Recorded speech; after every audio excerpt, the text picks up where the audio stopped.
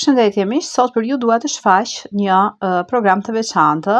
Le të shikojmë se çfarë shkruan doktor Skender Asani, drejtor i Institutit të Trashëgimisë Shpirtërore e Kulturore të Shqiptarëve të Shkupit. Skënderbeu i ri, një interpretim ndryshe. I nderuari kryetari i Kuvendit të Republikës së Maqedonisë, zoti Tallat Xhaferi, të nderuar zonja dhe zotërinj, kam kënaqësi të veçantë që sot të drejtohem në emër të Institutit të Trashëgimisë Shpirtërore e Kulturore të Shqiptarëve, por edhe në natyrën e historianit, përkitazi me 550 vjetorin e vdekjes së heroit kombëtar të shqiptarëve, Gjergj Kastrioti Skënderbeut. Të nderuar, figura e Skënderbeut, që është e trajtuar pafund herë nga historianët e Perëndimit e herët të lindjes, për të cilët janë interesuar dhe kanë shkruar diplomatët, politikanët e veçmas historianët, vazhdojnë edhe sot të flasin jo vetëm shqiptarëve, por edhe Ballkanit dhe Evropës në përfitimi. Në planin shqiptar, Skënderbeu është më shumë se hero kombëtar. Përtej trajtimeve folklorike dhe herë tifozerike e për interesa të ngushta grupore e ideologjike, Skënderbeu është pika që i unifikon shqiptarët. Ai është edhe një Gjergj i krijuar, herë katolik e herë ortodoks, por edhe një Skënderbeu musliman. Ai është emblem e shëmbëllimit të shqiptarit që pas disa shekujve do të portrezonin pashkovasa e gjithështi rilindja kombëtare shqiptare. Ai është metafori shqiptarisë.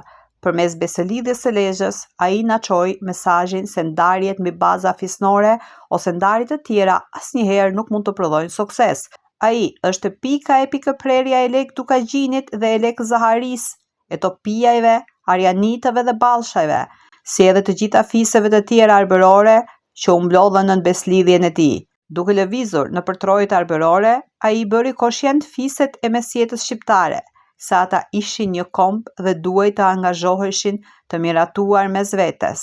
Kjo do të thotë se ai bëri një homogenizëm, që ishte substrati i indit kombëtar shqiptar që do të krijohej më vonë. Pas tjerash, ky sigurisht është edhe një mesazh për shqiptarët në Ballkan, se vetëm duke qenë në interesat të tyre, natyrisht edhe në paqe me fqinjtë, do të mund të jenë një komb i ri dhe i begatë. Dimensioni i dytë që do të bëjë taketën në spikamë është fakti se në kohën e Skënderbeut u shkrua fjalia e parë shqipe, formula e pagëzimit, e shkruar nga Pal Engjulli, kryepeshkopi i Durrësit dhe mik e diplomat i Skënderbeut, që në fakt Pal Engjulli është kushëri, pra djali i tezës së Skënderbeut. Formula e pagëzimit është dokumenti i parë i gjuhës shqipe, andaj derisa gjuha shqipe e ka këtë formulë si kryefjalën e saj, historia bën të shënohet se shqipja filloi të shkruhej. Proceset në kohën e Skënderbeut, dhe kjo është një pikë tjetër e rëndësisë që solli epopeja e tij për gjuhën dhe kulturën shqiptare. Dhe nëse shprehemi figurativisht, derisa Pal Engjulli na mësoi të pagëzojmë shqip, ky në një mënyrë është edhe pagëzimi që Skënderbeu bëri në kohën e tij. Një dimension tjetër që është rëndësi e veçantë për kohën dhe për kohën tonë janë bashkëpunimi i tij me fqinjët. Ai ka fazat e mira të bashkimit gati me të gjithë fqinjtë e tij, qofshin ata slav, bizantin ose turq osmanli. Madje edhe lidhjet e tij familjare, përtej disa kufizimeve, e nxjerrin atë si një figurë që sot shumë kush mund ta ëndërronte në Ballkan. Kishte një degë familjare me osmanët. Kjo përmes nipit Hamza Kastriotit. Kishte një lidhje familjare që e lidh me sllavet, ndërsa një vëllai i tij përfundoi në një manastir ortodoks bizantin. Do nëse kjo mund të llogaritet një traditë mesjetare, e vërteta është se Gjergji ynë, Skënderbeu, nuk pati disa përplasje me asnjë nga fqinjet e tij slave bizantin.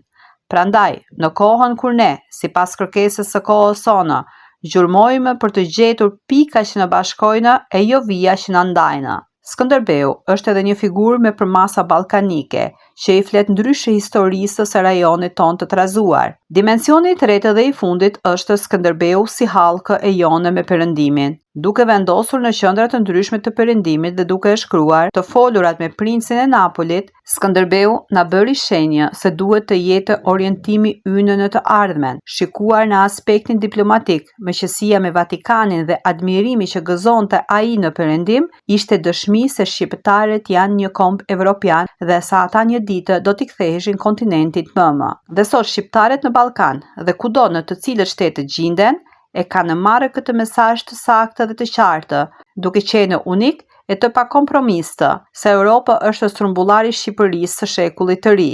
Besoj që këtu ka një rënje fjalie, se duhet të ishte në këtë mënyrë. Për Skënderbeun mund të mburremi ne se si ai qysh në mesjetën na kishte dhënë udhërrëfyesin më të mira për prosperitetin dhe mirëqenien tonë. Marrë në tërësi, do të më lejoni të konstatoj se Skënderbeu është figura që sot u flet shqiptarëve përmes unitetit të kombit, përmes kultivimit të gjuhës e kulturës kombëtare. Madje dhe përkundër faktit se disa historianë dhe tifozë të ndryshëm që kanë paraqitur Skënderbeun, sipas prirjeve të kërkesave të tyre ideologjike, kundruar dhe sipas nevojave të kohës, më lejoni të konstatoj se shqiptarëve u duhet sot një Skënderbeu i rilindjes kombëtare, një Skënderbeu që i bashkon shqiptarët, që i rrafshon dallimet krajinore e fisnore, një Skënderbeu që i shkrin lidhjet me religione dhe një Skënderbeu që nuk na përplas me asnjë komb tjetër. Në këtë kontekst, Skënderbeu i flet edhe Ballkanit, duke u bërë ftesë për paqe dhe bashkëjetesë mes popujve, ndërsa Poku Skënderbeu i flet edhe Europës se shqiptarët, por edhe të gjithë në këtë rajon, do të duhet t'i kthehen qytetërimit të tyre të perëndimit. Po e përfundoj fjalën time duke thënë se edhe neve shqiptarëve, por edhe të gjithë popujve të tjerë në rajon, na bën derë promovimi i këtyre figurave. Andaj shënimi është përvjetori, është edhe shënim i vijës dhe orientimit tonë si shqiptar në Maqedoni, në Ballkan dhe në Europë. Skënderbeu, edhe mbas 6 shekujve, vazhdon të na mbajë leksione dhe ne vazhdojmë të marrim mësim prej tij.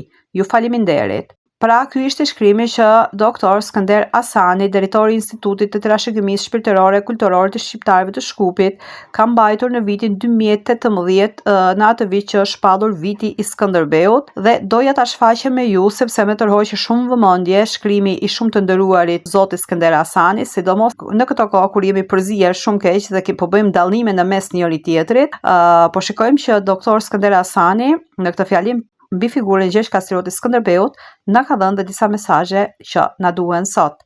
Pra, doja ta shfaqem me ju. Shkrimi ishte më së i përshtatshëm dhe më së i volitshëm dhe kishte mesazhe që ne kemi nevojë të dëgjojmë dhe të gjithë duhet t'i marrim dhe t'i zbatojmë si udhërrëfim.